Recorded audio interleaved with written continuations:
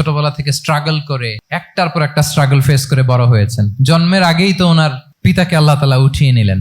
তার মানে বাবাকে নিজ চোখে এই দুনিয়াতে আমাদের প্রিয় নবীজি দেখে যান নাই। আল্লাহ রাসূল সাল্লাল্লাহু আলাইহি ওয়াসাল্লাম ওনার বাবাকে, পিতাকে দেখছেন? দেখেন নাই। ওনাদের আমেনা এবং আব্দুল্লাহ, ওনাদের সংসার ছিল মাত্র সপ্তাহখানেক, এক সপ্তাহের সংসার। কয়দিনের সংসার? কয়দিনের?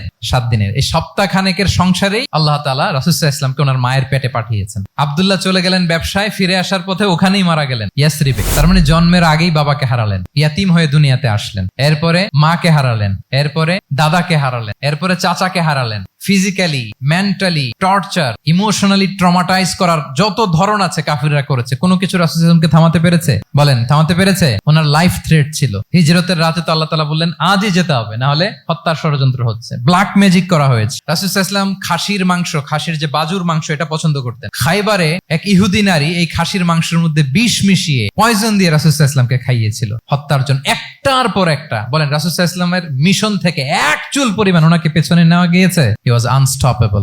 This is called resilience. একজন নেতার মধ্যে এই রেজিলিয়েন্ট মানসিকতা থাকতে হবে যে আমাকে কেউ থামাইতে পারবে না, আমরা আমাদের মঞ্জিলে মকসুদে যাবই, হ্যাঁ আমরা যাবই, আমাদেরকে কেউ থামাতে পারবে না, এই মেন্টালিটি হইতে হবে।